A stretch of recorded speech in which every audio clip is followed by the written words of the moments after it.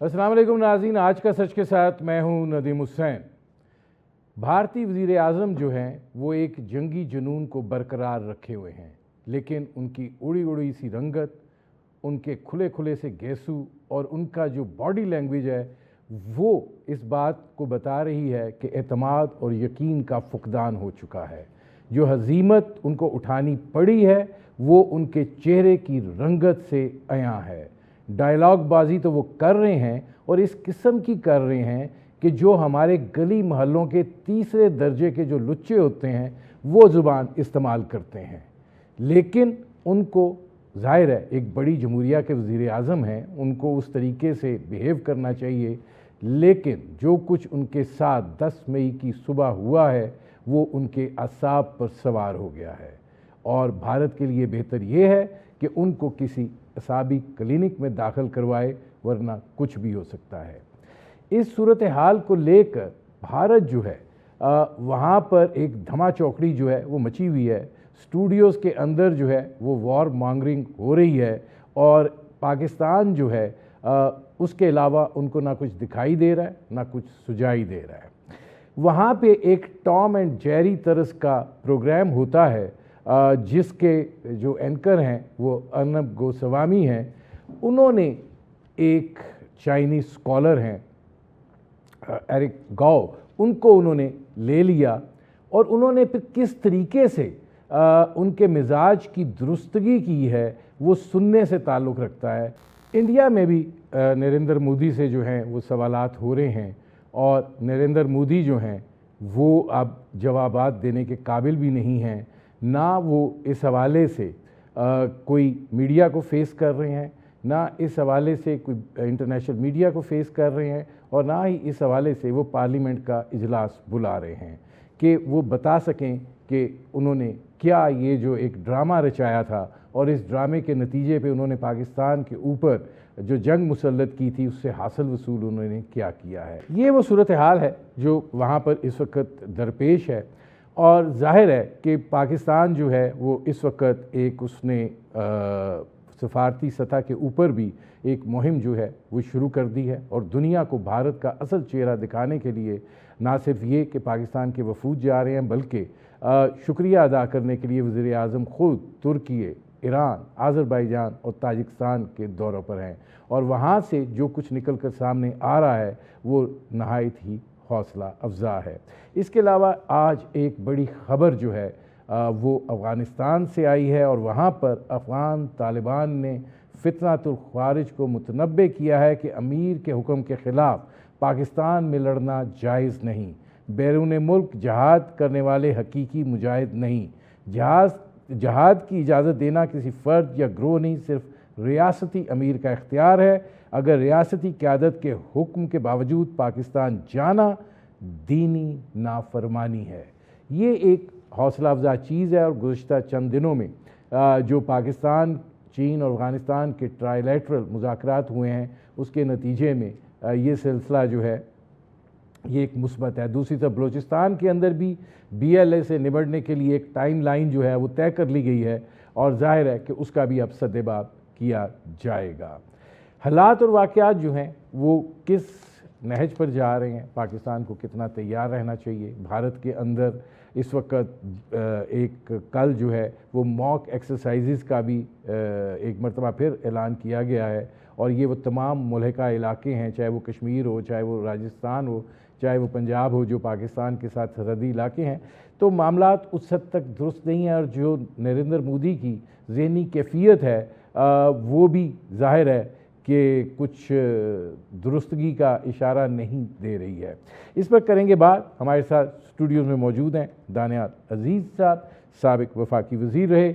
हमारे साथ मौजूद हैं लेफ्टिनेंट जनरल रिटायर्ड ग़ुलाम मुस्तफ़ा साहब, मुमताज़ तज़िया निगार हैं। दानियाल अजीज़ साहब, मोदी की जो सूरत हाल है और जिस तरह के बयानात हैं और उसके अंदर जो फ़िल्मी डायलॉग का अंसर नुमायाँ होता चला जा रहा है, आपको दिखाई देता है कि एक तरफ सीज़ फायर है, दूसरी तरफ डायलॉग बाजी है, एक तरफ फ़ौज जो है वो मिलिट्री टू मिलिट्री हमारे साथ कांटेक्ट में है और वो चीज़ों को नॉर्मलाइजेशन की तरफ ले जाने की बात हो रही है और दूसरी तरफ ये सिलसिला। मेरे ख़्याल में ہم آپ کے ناظرین کو اور آپ کے ذریعے ان تک میں پہنچانا چاہتا ہوں کہ جو ان کی ذہنی کیفیت ہے مودی صاحب کی، اس کا پورا پس منظر میں آپ کو تھوڑا سا سنانا چاہتا ہوں. یہ وہ ملک ہے جو کہتا تھا کہ ہم ریجنل نہیں، صرف ہم گلوبل سپر پاور بننے کو جا رہے ہیں، ہماری تھرڈ اکانومی، انڈیا شائننگ، بڑے بلند و باغ ان کے دعوے تھے. نتیجہ کیا نکلا؟ یہ پچھلے چند سالوں میں ہی یہ افغانستان سے بھی ہاتھ دھو بیٹھے، وہاں یہ بھرپور ان کی ٹریننگ بھی کر رہے تھے، ان کی سول سروسز بھی ٹرین کر رہے تھے. ملینز آف ڈالرز جو کہ انڈیا کبھی نہیں کرتا انہوں نے وہاں پر لگائے، چابہار میں لگائے، افغانستان میں لگائے، ڈیولپمنٹ پروجیکٹس کیے، بہت کچھ کیا انہوں نے. جب وہ شکست ہوئی نیٹو کو، اس میں انڈیا کو بھی سب سے بڑی شکست ہوئی، کیونکہ وہ تو اس علاقے کا ہے. تو اس کا جو سٹیٹس تھا ریجنلی وہ تو بڑا پروموٹ ہو گیا تھا کہ آپ ہائیفنیٹ ہو گئے ہیں، ایف پیک سن کے ہمارے کان پک گئے، جبکہ اس سے پہلے ہمیشہ انڈو پاک ہوتا تھا. تو ایک طرح سے انہوں نے کہا کہ جی انڈیا تو اب آزاد ہو گیا، وہ تو دنیا کا حصہ بننے جا رہے ہیں، اب اپنی خیر منائیں. تو نتیجہ اس کا کیا نکلا وہ ساروں کے سامنے ہے. اسی طرح یہ بنگلہ دیش سے بھی ہاتھ دھو بیٹھے، جو بڑے فخر سے کہتے تھے کہ جناب ہم نے پاکستان کو 2 لخت کر دیا اور یہ کر دیا اور وہ کر دیا، اور اب وہ ڈیموکریسی اور بڑے اکنامک وہ پیمانے طے کر رہی ہے، بلا بلا بلا. وہ اس سے بھی ہاتھ دھو بیٹھی. سری لنکا میں جو سری لنکن گورنمنٹ نے پاکستان کا شکریہ ادا بار بار کرتی ہے کہ ہماری جو ٹیررزم کے خلاف جنگ تھی، تامل ٹائیگرز کے خلاف، اس میں پاکستان نے ان کی سراسر مدد کر کے، پاکستان کے ایئر فورس کے آفیسرز بھی ہیں جنہوں نے وہاں جا کے کیا. ٹھیک ہے جی، تو وہاں سے بھی ہاتھ دھو بیٹھی. نیپال میں تو ویسے ہی ان کا جو سارا سلسلہ ہے وہ بگڑ چکا ہے. کہنے کا مقصد یہ ہے کہ انڈیا بالکل اپنے خطے میں، اپنے محلے میں تنہا ہو کے رہ گیا اور ایک پھوڑا بن کے ابھر پڑا ہے. اور جب انہوں نے کوشش کی اپنی وہ ساری جوہری طاقت استعمال کرنے کی، وہ پاکستان نے جو ایف پیک تھا وہ دوبارہ سے انڈو پیک بن گیا، وہ یہیں سے اپنے محلے سے نہیں نکل سکا، تو علاقے کا یا دنیا کا کون سا اس نے بدماش بننا ہے. تو ایکچولی یہ جو انہوں نے 20 سال لگا کے جب سے افغانستان کی جنگ سے پہلے انٹرنیشنل اشتہارات چلائے اور دنیا میں اپنا بتانے کی کوشش کی، کبھی مائکروسافٹ کا نام لیتے ہیں، کبھی گوگل کا نام لیتے ہیں، کبھی یہ کمپنی، کبھی وہ کمپنی، اتنے ہمارے ریزرو ہیں فلانے، وہ سارے کا سارا جو ہے وہ مٹی میں ملتا جا رہا ہے. اور ان کے دیکھتے دیکھتے جب کہ وہ نعرہ مارے ہندوتوا کا، یہ بیسکلی ان کی جو ڈائیکاٹمی ہے رزلٹس میں اور ان کی ایسپریشن میں، وہ ان کو پاگل بنا رہی ہے، اس لیے ٹکرے مار رہے ہیں. یہ تو پاکستان نے تو ان کو بڑا اچھا یہ سامنا کر کے ان کو آئینہ دکھا دیا، لیکن اس کے علاوہ بھی بہت سارے مسئلے مسائل ہیں. تو وہ جو ساری کی سارا فلسفہ جو ان کو ٹیکے لگا لگا کے کھڑا کیا جا رہا ہے کہ چین کے مقابلے میں ان کی کوئی شکل صورت بن جائے، جو کہ سارے رام رام کرتے تھے، ان کو کہہ دیا کہ آپ کلیشنکوفیں پکڑ لیں اور آپ وہ جہادی بن جائیں اور فلانا ہو جائے، ٹھیک ہے. وہ اس کا ایکسپیریمنٹ تو بری طرح فیل ہو رہا ہے، یہ باقاعدہ ایکسپیریمنٹ ہو رہا ہے. آپ دیکھیں کتنی جلدی سے یہ آر ایس ایس سے نکل کے بی جے پی بن گئی، اس کا پولیٹیکل ونگ، اور کیسے وہ سیڑھیاں چڑھتا چلا گیا. اب تیسری مرتبہ یہ وزیر اعظم بن گئے اتنی سی میجورٹی سے. تو اگلی دفعہ یہ نہیں ہوں گے، یہ صاف نظر آ رہا ہے. اچھا، اس میں جن صاحب یہ فرمائیے گا کہ یہ پہلی دفعہ ہوا ہے کہ پاکستان اور چائنا کے درمیان جو تعلقات تھے ملٹری ٹو ملٹری، وہ اتنے عیاں نہیں تھے، لیکن یہ جو بھارت کے ساتھ 4 روزہ جنگ ہوئی ہے اس میں یہ بڑے کھل کر سامنے آئے ہیں. تو یہ اب آپ کو لگتا ہے کہ انڈیا کے لیے پاکستان پر دوبارہ حملہ کرنا اور خطے کے اندر جو وہ خود ساختہ، جیسے دانیال عزیز صاحب بھی کہہ رہے ہیں، خیر یہ ایک چیز سامنے تھی کہ خود ساختہ چودھری بننے کی جو کوشش تھی وہ اب گئی فارغ. دیکھیے دانیال صاحب نے بڑی واضح طور پہ سب کچھ بتا دی ہے. دیکھیے اگر ان کو یہ پتا نہیں تھا کہ چائنا کی جو ٹیکنالوجی ہے یا ملٹری ویپن سسٹمز ہے وہ کہاں کتنے ڈیولپ ہو چکے ہوئے ہیں، اور پاکستان کا ان کے ساتھ تعلق کیا ہے اور کیسے پاکستان کو ان کی مدد ملتی ہے، تو پھر میں سمجھتا ہوں کہ انڈین انٹیلیجنس سسٹم اور سارا جو سسٹم ہے نا وہ آلریڈی فیل ہو چکا ہوا ہے. اس کے بعد ان کے لیے اور کوئی کہنے کی، پھر ان کے جو مفکرین ہیں وہ انہوں نے بڑا واضح، آج سے ریمبر 5-6 سال پہلے ان کو بتا دیا تھا کہ پاکستان نے ٹرائی سرور سائبر کمانڈ سٹرکچر جو ہے اتنا خوبصورت بنا لیا ہے، اتنا وہ ٹیکنالوجی ایڈوانس ہے کہ ان کے بس میں نہیں ہے اس کو کنٹرول کرنا. ان کو بتایا گیا تھا کہ پاکستان کی چائنا کی جو سب سے بڑا بہت سے ایڈوانٹیج میں سے ایک ایڈوانٹیج یہ بھی ہے کہ انٹر آپریبلٹی ہے ہمارے اکوپمنٹ کی، ہم ان کا اکوپمنٹ استعمال کر سکتے ہیں، ہمارا اکوپمنٹ استعمال کر سکتے ہیں، جس کا آپ نے مظاہرہ دیکھ لیا. تو یہ سب کچھ تو ساری دنیا کو پتا تھا. ان کو اگر نہیں پتا تھا تو میرا خیال ہے پھر ان کے لیے اور آپ کیا استعمال کر سکتے ہیں الفاظ اس میں. جہاں تک دیکھیے پاکستان اور چائنا کا تعلق ہے، میں ویری ویورلی ریمبر جو چائنیز سفیر آئے تھے لاہور میں، انہوں نے بڑے واضح کہا تھا کہ پاکستان از چائنا از اسرائیل. مطلب مجھے یہ ٹیگ اس وقت اتنا اچھا نہیں لگا، لیکن مقصد ان کا بتانے کا یہ تھا کہ پاکستان کی جو سلامتی ہے یا پاکستان کے ساتھ جو ان کے مفادات جڑے ہوئے ہیں وہ اتنے اہم ہیں، وہ پاکستان کو تنہا چھوڑ نہیں سکتے اس خطے میں. جب پاکستان کے خلاف کسی قسم کی جاری ہے تو برداشت کر نہیں سکتے.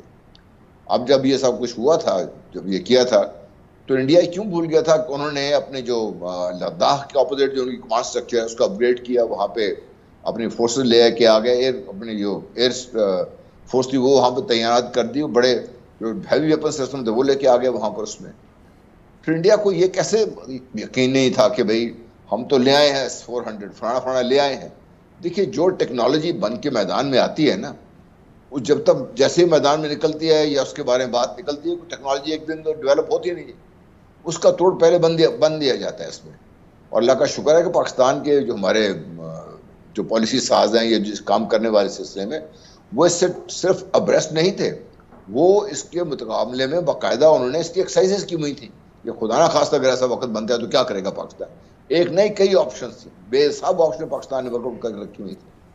انڈیا مطلب پاکستان کو سمجھتا کیا تھا، وہ ان کا خیال یہ تھا کہ بھئی ہمارے ایک راستے کا پتھر ہے، ٹھوکر ماریں گے توڑ دیں گے، گلگت بلتستان بھی لے جائیں گے، ہم آزاد کشمیر بھی لے جائیں گے اور وغیرہ وغیرہ. بات یہ ہے دیکھیے اب دنیا کو بڑا واضح ہو گیا ہے پاکستان کا جو کچھ ہم نے کیا ہے. یہ مئی میرا خیال بہت بھاری ہے بھارت میں، 28 مئی لے لیجئے اور 10 مئی کا دن لے لیجئے، یہ ان کو دنیا کو بڑا واضح کر دیا پاکستان نے کہ پاکستان ایک ایسا ملک ہے جو امن سے رہنا چاہتا ہے، لیکن اپنی سالمیت پر، اپنے خودداری پر اور اپنے انٹرسٹ پر کسی سٹیج پر کسی طریقے سے کوئی سمجھوتا نہیں کرے گا. مجھے ایک بریک لینا پڑ رہا ہے. ناظرین ہماری گفتگو جاری ہے، وقت کو ایک مختصر سے کمرشل بریک کا. Welcome back. اچھا دانیہ العزیز صاحب، پانی اس وقت سب سے بڑا مسئلہ ہے، اور آپ تو خیر ماشاءاللہ زرعی آدمی ہیں، تو یہ جو مودی صاحب فرما رہے ہیں کہ دیکھیں جی یہ 1960 میں کیا معاہدہ ہوا ہے کہ ہم اپنے ڈیم کی سلٹنگ نہیں کر سکتے، اب ہم ڈی سلٹنگ نہیں کر سکتے، اب ہم کر رہے ہیں، ہم نے تھوڑے سے گیٹ کھولے ہیں تو ادھر سیلاب آ جاتا ہے، ہم یہ کھولیں گے، ہم سارا جو یہ کچرا ہے وہ ادھر پھینکیں گے، پھر ان کو لگ سمجھ جائے گی. یہ کیا پرابلم کیا ہے کہ کیا یہ روک سکتے ہیں پاکستان کا پانی اور ہم ان کو روکنے دیں گے؟ بالکل بھی نہیں جی. ایک تو یہ میں آپ کو بتا دوں، جو ایک تو جگہ ڈیم بنانے کی جگہ بھی ہے، اگر وہاں پر صرف 30 فٹ کا بھی ڈیم بنا دیں گے تو ان کا جو سارا علاقہ ہے، جو سیٹلڈ ایریا ہے، وہ تقریباً 300 فٹ پانی کے نیچے آ جائے گا. تو یہ ان کی ساری یہ گپ شپ ہے جو انہوں نے ایک دو کوششیں کی تھی. میں نام بھی بتا دیتا ہوں، ایک تلبل تھا، ایک سلال تھا. اس میں پاکستان نے آبجیکٹ کیا تھا کہ یہ انڈس واٹر ٹریٹی کی آپ خلاف ورزی کر رہے ہیں. اس کے لیے ان کو پھر ری ڈیزائن کرنا پڑا. تلبل تو اس کے بعد آبسلیٹ ہو گیا، اور سلال جو ہے اس میں انہوں نے اتنی چینجز کی کہ اس کی وہ کیپیسٹی ہی نہیں رہی. سو جو اہم بات آپ کو بتانے والی ہے وہ یہ ہے کہ جو عام طور پر جو لوور ریپیرین، جس میں دریا کے جو ساؤتھ کی طرف لوگ بستے ہیں، چاہے ملک ہو، چاہے اسٹیٹس ہو، چاہے جو بھی ہے، کسی قسم کی بھی اینٹی ہے، یہ سارا قانون جو ہے یہ ان کے لیے بنا ہوا ہے، کیونکہ نقصان ہمیشہ ان کا ہوتا ہے. یہ پانی کو اوپر کو تو نہیں لے جا سکتے، اوپر سے نیچے آنے سے ہی روک سکتے ہیں نا. تو ان کی رائٹس ہیں ساری. تو جو اس کے علاوہ یعنی انڈس واٹر ٹریٹی کے علاوہ جو لوور ریپیرین رائٹس ہیں وہ بہت بھرپور ہیں انڈس واٹر ٹریٹی کے مقابلے میں. بات صرف رہ گئی اس کی انفورسمنٹ کی. انفورسمنٹ کا آپ نے ایک ٹریلر تو دیکھ لیا یہ ابھی 9 اور 10 مئی کو، کہ پاکستان قوت بھی رکھتا ہے اور اپنے رائٹس کو بچانا بھی جانتا ہے، انفورس بھی کرنا جانتا ہے. سو میں سمجھتا ہوں کہ اس سے بالکل نہیں گھبرانا چاہیے. لیکن اس کے برعکس، جیسے آپ کو معلوم ہوگا، جو نیوکلیر ڈاکٹرن میں کہتے ہیں کہ نیوکلیر ڈاکٹرن کا مطلب یہ نہیں ہے کہ جو ٹینک آپ کی طرف جتھا حملہ آور ہو رہا ہے کہ اس سے سب سے اگلے والا ٹینک کی نوک کے اوپر آپ نے نیوکلیر مارنا ہے. نیوکلیر تو آپ مارتے ہیں جو پیچھے سپلائی لائنز ہیں، جو انڈسٹریل بیس ہے، جو ان کے ہیڈ کوارٹرز ہیں، جو کمانڈ اینڈ کنٹرول سسٹمز وغیرہ ہیں سارا. تو اس میں اکانومی میں بھی ایسا ہی ہے. بیسکلی تو یہ ایک ہماری اکانومی کو تھریٹ کرنے کی کوشش کر رہے ہیں. تو ہمیں چاہیے کہ ہم، اور میرے خیال میں اس طرف کچھ پیش رفت ہو بھی رہی ہے، کہ جلد سے جلد یہ جس کو ٹیپی کہتے ہیں، یعنی ترکمانستان، افغانستان، پاکستان، انڈیا، ایک پائپ لائن ہے، اس میں نیچرل گیس کا زیادہ وہ لوڈ ہے، اور دوسرا IPI Iran Pakistan India pipe line. یہ دونوں ہمیں ایکسپیڈائٹ کرنی چاہیے. ایران والا تو رکا ہوا تھا کیونکہ وہاں پر یہ نیوکلیئر ٹاکس جو تھی وہ آگے نہیں بڑھی تھی اور ایک معاہدہ انہوں نے ردی کر دیا پچھلے ٹرمپ ایڈمنسٹریشن نے. ابھی اس میں کچھ روشنی نظر آ رہی ہے کہ شاید کوئی معاملہ کسی طرف سلجھ جائے گا. جس دن وہ سلجھے گا, ایران نے تو اپنے حصے کی پائپ لائن بنا دی ہے, ہمارے پاس ہمارے پیسے ہم نے گیس ڈیولپمنٹ سرچارج لگا کے جمع کیے ہوئے ہیں, وہ ہم اپنا حصہ بنا دیں. وہ جس دن انڈیا پاکستان بارڈر پہ آئے گا پائپ لائن, اور جس دن ٹیپی والا pipe line India Pakistan border پہ آئے گا, کیونکہ افغانستان میں بھی اب چین کے جو یہاں پر انیشیٹو چلا ہے اس میں آپ نے خود اپنی سٹوری کے شروع میں بتایا کہ وہاں معاملات سلجھتے ہوئے نظر آتے ہیں. تو جب جیسے وہ سلجھے تو یہ چیز, اس کی بھی فائنینسنگ ساری ہوئی ہوئی ہے, سب کچھ ہوا ہوا ہے. تو یہ جس دن دونوں آئی تو پھر آپ کو سمجھ آنی ہے کہ اصل میں پاکستان کی جیو اسٹریٹجک ڈیپتھ اور ورتھ کیا ہے. کیونکہ یہ وہ انڈیا جس نے پوری دنیا کو ردی کر کے تو روس سے تھوڑے سستے داموں تیل خرید لیا جب سینکشنز لگے ہوئے تھے یہ یوکرین کی جنگ کے دوران. تو یہ جو ان کا جو سندور ہے نا اس وقت یہ ٹھنکنا ہے, اگر آپ پنجابی سمجھتے ہیں. ہاں, تو یہ آپریشن ٹھنکنا جو ہے نا, یہ دو پائپ لائن سے یہ معاملہ خود ہی سیدھا ہو جانا. ایک چھوٹا سا سوال اس میں ہو رہا ہے, ایک اور چیز بھی ہو رہی ہے جو میں نے چائنا کے کنٹیکسٹ میں کہی تھی کہ ایک واٹر کوریڈور کی بات بھی ہو رہی ہے.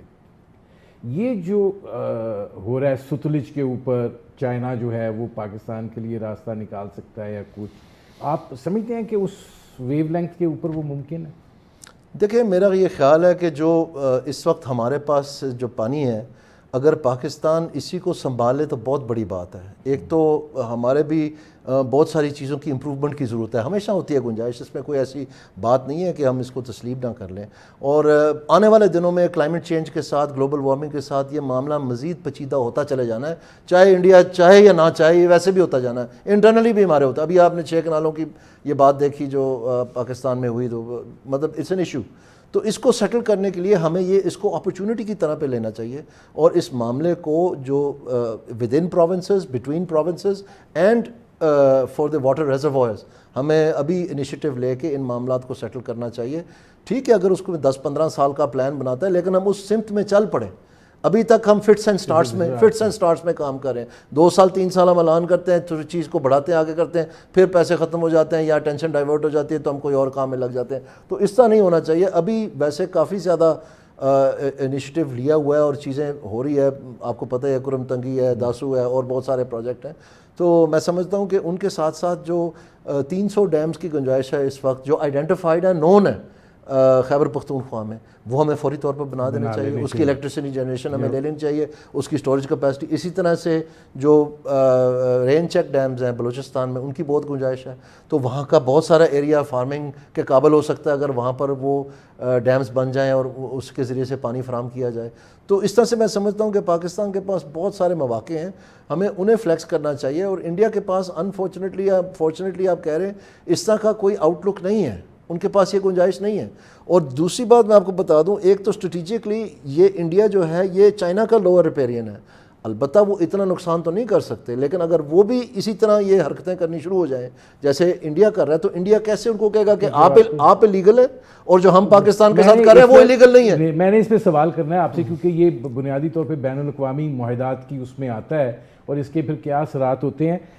جنرل صاحب یہ فرمائیے گا کہ ظاہر ہے پاکستان جو ہے وہ اس بات پر بہت تشویش تھی کہ ہندوستان جو ہے وہ بلوچستان کے اندر اور افغانستان کے اندر جو ہے سرگرم عمل ہے. پچھلے دنوں میں ہم نے کافی پیش رفت دیکھی کہ وزیر خارجہ جو ہیں اسحاق ڈار صاحب وہ کابل گئے بھی, اور اس کے بعد ایک چین کے اندر ٹرائیلیٹرل مذاکرات ہوتے ہیں, اور پھر اس کے بعد اب یہ آ رہا ہے افغان طالبان نے جو یہ کہا ہے کہ پاکستان میں جانا اور لڑنا جائز نہیں ہے.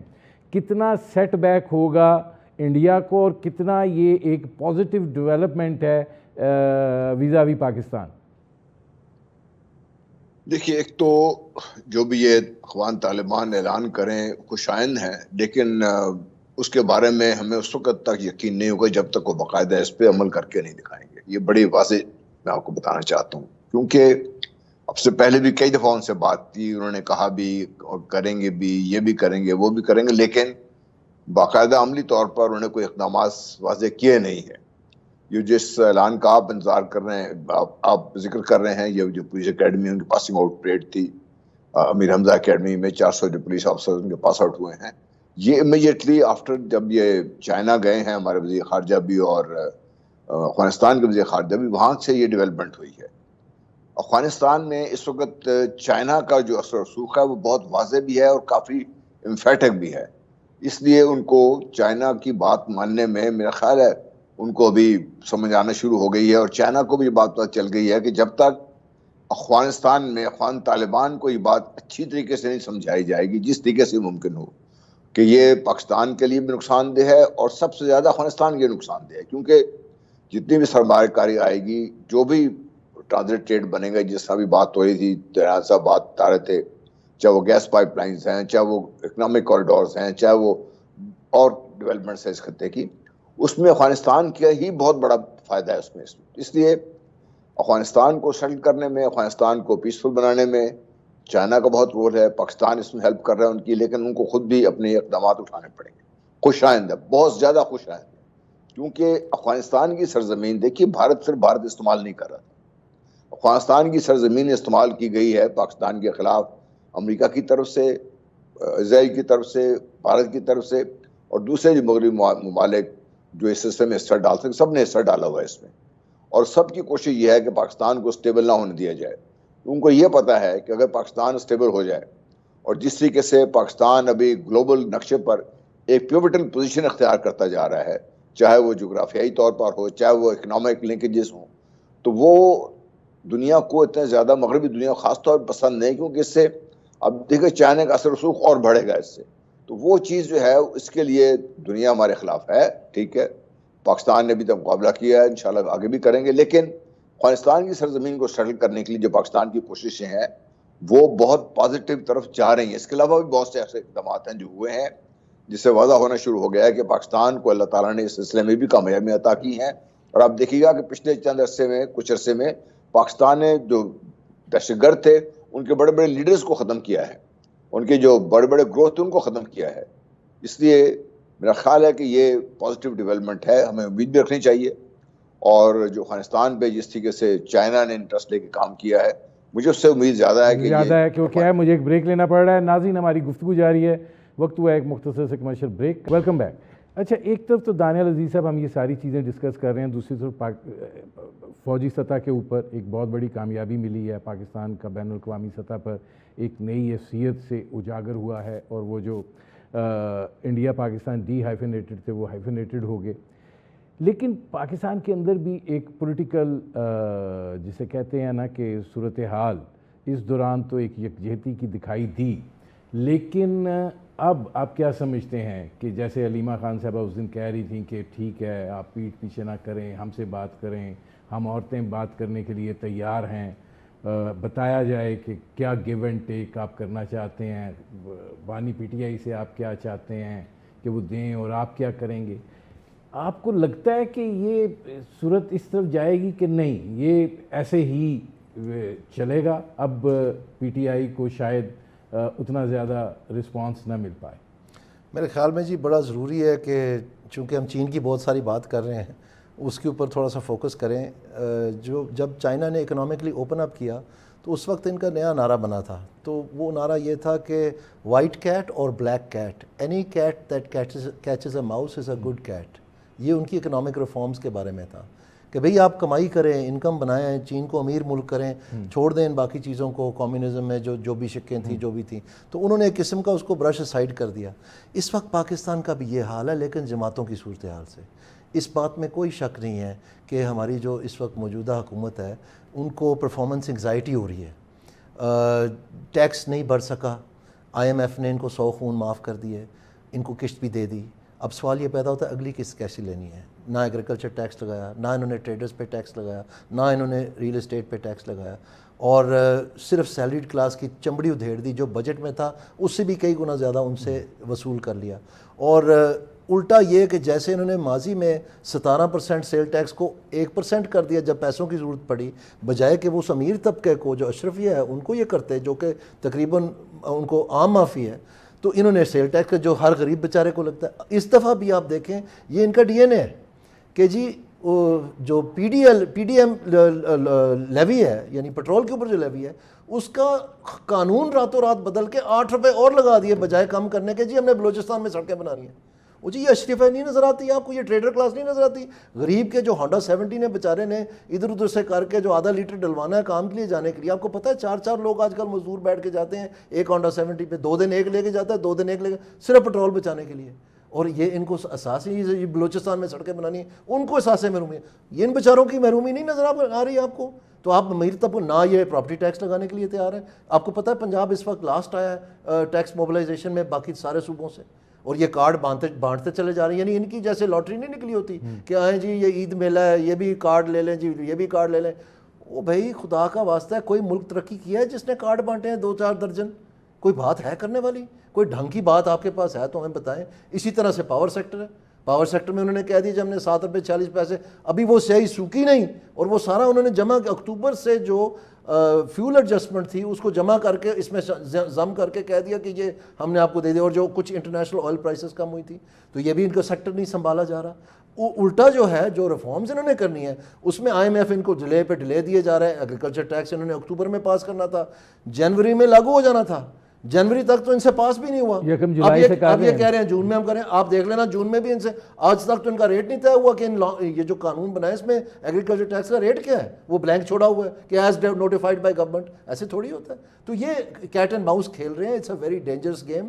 پاکستان کی not afford any more economic ہکپس.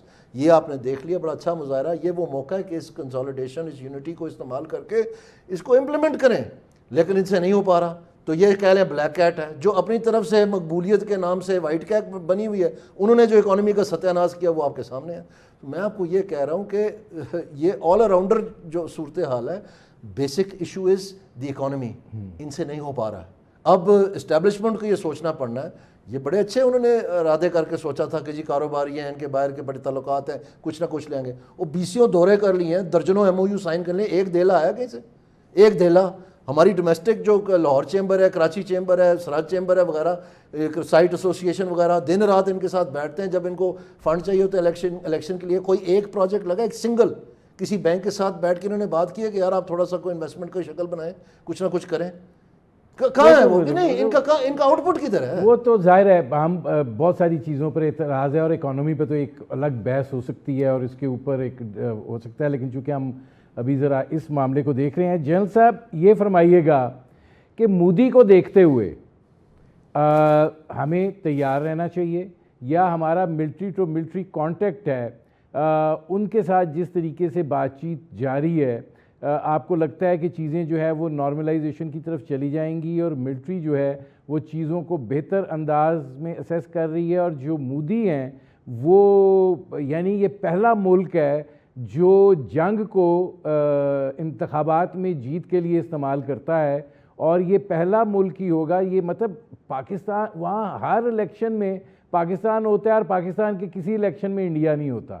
تو یہ جو ان کے حواسوں پر سوار ہے, آپ کو کیا لگتا ہے کہ آگے ہمیں کتنا محتاط رہنے کی ضرورت ہے, اپنے گارڈز کو کتنا آپ رکھنے کی ضرورت ہے؟ دیکھیے مودی تو ایک شخصیت ہے نا جو وہ چلے جائیں گے, لیکن ان کے پیچھے آنے والے لوگ کیا وہ ان سے بہتر ہوں گے؟ ہمیں یہ بس سمجھنے کی ضرورت ہے, کیونکہ ہم پاکستان میں بھارت کو اتنا زیادہ اسٹڈی کیا نہیں جاتا. بھارت اس وقت ایک خاص مائنڈ سیٹ کے قابو میں ہے, and that starts from Nehru. میں کہنے کا مقصد ہے کانگریس اینڈ BJP ایک لائن پہ متفق ہیں پاکستان کے خلاف. اس میں ان کا کبھی آپ اختلاف نہیں دیکھیں گے. طریقہ کار میں مختلف ہوگا. سونیا گاندھی کہہ دے گی ٹھیک ہے جی کلچر انویژن کرنی چاہیے پاکستان کی. واجپئی صاحب کے دور میں لوگ کہہ رہے تھے کہ جو بزنس مین تھے کہ جی آپ ہمیں فری ٹریڈ لے دیں پاکستان کے ساتھ, ہم 3 سال میں پاکستان آپ کے قدموں میں ڈال دیں. مطلب یہ کہ ان کی سوچ ہے, طریقہ کار میں مختلف ہو سکتا ہے. پاکستان کا اور پاکستان کو خطرہ کس سے, یہ بتائیے نا. پاکستان کو خطرہ ایک ہی ہے کہ بھارت کو کبھی سمجھانی نہیں ہے کہ پاکستان ایک حقیقت ہے, اور یہ حقیقت اتنی مضبوط ہے کہ الحمدللہ سب کچھ نظر آ گیا سارا کچھ اس سے. تو پاکستان کو بہت زیادہ الرٹ رہنے کی ضرورت ہے. پاکستان کو اپنی تیاری کی صورت میں ہم لوگ گارڈ نہیں کر سکتے, گارڈز کو لوور نہیں کر سکتے. پاکستان نے بحثیت قوم جو ایک نیا عزم اور ولولہ اور جو ایک نیا اعتماد حاصل کیا ہے, یہ پاکستان کی بہتری کے لیے استعمال کرنے کی بے انتہا ضرورت ہے، اور جو سمجھدار لوگ ہیں وہ بات سمجھ رہے ہیں، اور یہ آپ اس کو استعمال کریں پاکستان کے لیے. جس طرح دانیال صاحب کہہ رہے تھے، میں اگری کرتا ہوں ان سے کہ مل کر بیٹھیں. اچھے دماغ پاکستان میں ہیں اور بڑے اعلیٰ دماغ ہیں پاکستان کے، اس لیے مجھے کوئی شک نہیں کہ اگر ہماری اجتماعی دانش میں یہ جو ہمارے اچھے دماغ ہیں ان کو بٹھائیں گے آپ، تو آپ کی یہ جو بیسکس جو آپ کی پولیٹیکل نہیں اسٹیبلٹی جین پلس. صاحب، میرا سوال اس لیے یہ تھا کہ اگر ہم اسی طریقے سے ہائی الرٹ رہتے ہیں تو ظاہر ہے کہ ہمارے جو معیشت ہے اس کے اوپر بھی تو ایک دباؤ رہے گا. ڈیفینیٹلی دباؤ تو آپ کا رہے گا اس کے اوپر، لیکن کیا آپ اس کو افورڈ کر سکتے ہیں؟ لوگ کریں گے؟ میں نہیں سمجھتا کہ افورڈ کر سکتے ہیں، کیونکہ ایڈونچرزم سے بات آگے نکل چکی ہوئی ہے. ابھی مودی صاحب اور ان کے جو سپورٹرز ہیں یا سپانسرز ہیں یا جو لوگ اس ذہنی سوچ کے مالک ہیں جس میں ذکر کر تھا آپ سے پہلے، وہ اس چیز کو تسلیم کرنے کو تیار نہیں ہے کسی طریقے سے بھی، جو پاکستانی کی حقیقت ہے. وہ آج نہیں، کل نہیں، پرسوں نہیں، کوئی ایسا موقع ضرور ڈھونڈیں گے کہ وہ پاکستان کو کچھ پھر کر سکے. میرے پاس وقت بہت کم ہے. میں آپ سے یہ عرض کرنا چاہتا ہوں کہ آپ کو یاد ہوگا جس وقت یہ سارا آپریشن چل رہا تھا تو ہمیں ISPR بار بار بریفنگ دے رہی تھی قوم کو اعتماد میں لینے کے لیے کہ کس طرف حالات جا رہے ہیں اور کیا صورتحال ہے. ایک تو میں سمجھتا ہوں کہ وہ بڑا اچھا اس کا ایفیکٹ ہوا ہے کہ لوگوں کو خود اپنے حکومت سے ساری معلومات ملی. لیکن آپ کو یاد ہوگا بہت دفعہ ISPR نے اس بات کے اوپر سٹریس کیا کہ ہم نے اپنا جو کاؤنٹر ٹیررزم آپریشن ہے بلوچستان اور خیبر پختونخوا میں، اس کو ہم نے پل آؤٹ بھی نہیں کیا. اور یہاں پر ہم اس فرنٹ کے اوپر جو ہے نا ان کا سامنا کر رہے ہیں ایک ایکسٹریم قسم کی اگریشن کا. اور میرا خیال میں یہ سکسیسفلی جو ہم نے پل آف کیا ہے، یہ ایک بہت بڑا میسج گیا ہے ہمارے باقی پڑوسیوں کو کہ اگر آپ کا یہ خیال ہے کہ وہاں سے کوئی ہلچل ہوگی تو یہاں پر جو ہے ہم لڈیاں ڈالیں گے کہ لیں جی ہمارے لیے راستے کھل کے سارا کچھ ہو گیا، تو کچھ نہیں. پاکستان نے ثابت کیا ہے کہ don't get that confusion, concept کو کنفیوز نہ کریں. ہم دونوں چیزوں کو اسی طرح نپٹائیں گے اور اچھے طریقے سے نپٹائیں گے، اور اس کے نتیجے میں آپ دیکھ لیں رزلٹ آ گیا. میرے پروگرام کا وقت ختم ہو رہا ہے. بہت شکریہ دانیال عزیز صاحب، بہت شکریہ lieutenant general retired Ghulam Mustafa صاحب. ناظرین، آپ نے ہمارے پینل کے شرکاء کی گفتگو سنی. اب تک کے لیے اتنا ہی، اجازت دیجیے.